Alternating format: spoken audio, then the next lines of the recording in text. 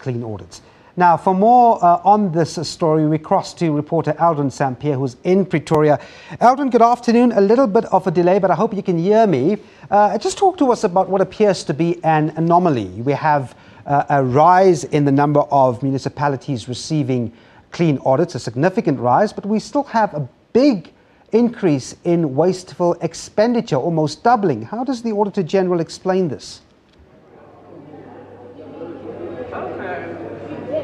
Well, Devin, I'm struggling to hear you, but just picking up from what you mentioned around the anomaly, and that's a question that was raised here in this press briefing as well, is that you have one case where if you look at the entire 5 years since 2011 to 2016, there seems to be a good picture, a good story to tell, as one of the panelists was saying here earlier on.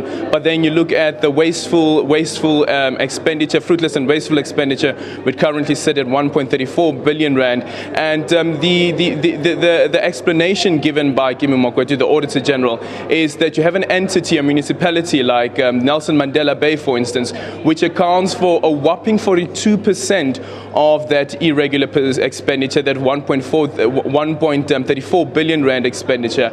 And that's the reason that when you find municipalities like that really create a big dent within the good story that has supposedly happened over the 5 years. And it would seem as though that some municipalities are regressing, and that's a problem that the Minister of Cooperative Governance has also raised, Des van Rooyen, saying that there will be consequences, and the municipalities' compliances need to be tightened up. I asked a question around the criminal action or criminal cases being referred to any of these people who have been found to have transgressed the financial rules, the fiscal policies of these local municipalities, and Des van Rooyen did indicate that at the moment there are about just over 2,600 disciplinary cases that are currently being investigated.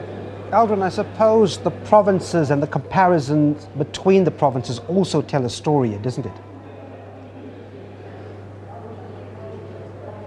Most definitely it tells a story, and considering the political climate that we find ourselves in now, heading into the municipal elections, of course, on August the 3rd, is when you look at the data that we received today, is that the Western Cape is doing very, very well compared to all other provinces at the moment. Just about 73%, the Western Cape standing at 73% of its municipalities with clean audits, followed by Gauteng, and the gap there is a 40% gap because Gauteng is at 33%, and Gauteng, of course, followed by the province of KwaZulu-Natal, which stands at 30%. But there are, of course, other provinces that haven't been doing well. For instance, you look at the Eastern Cape as well as the Northern Cape right now. And last year, we had a situation where three provinces, the Free State,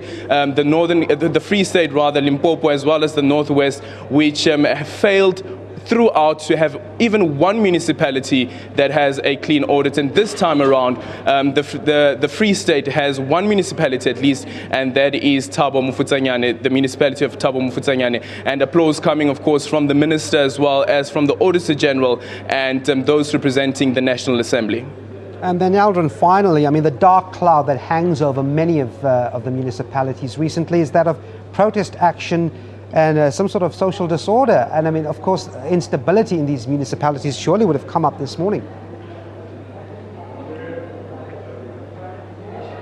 Well, the one question that was asked was that, is there an indication, or has the Auditor-General's office noted any money or the budget for security of different councillors or deploying security to protest and so forth? Has there been an increase? Then the Auditor-General indicated that they haven't noticed that at the moment, because what you should consider is that this financial report ends June 2015. However, that will probably be included towards the next financial report, which will be out next year. But Minister Des van Rooyen also indicated that he has been in contact with the different MECs for local governance in terms of monitoring the current situation, because that is quite volatile. The question that I asked, which I found quite interesting, was the issue around the amalgamation of the different municipalities, considering what's currently happening in Vuwani, where residents are refusing to be amalgamated with Malamulele. And the question was whether those amalgamations amalgamations have an impact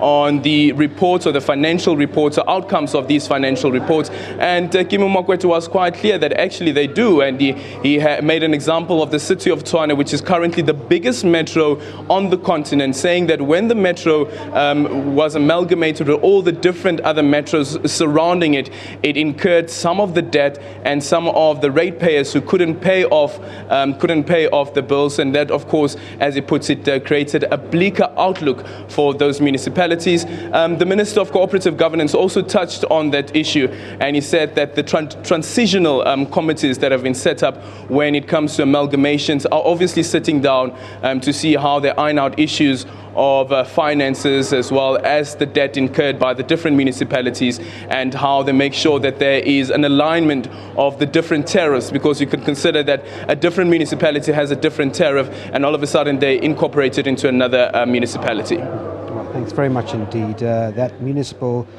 report there, Aldrin Sampear live in Pretoria, covering that story for us.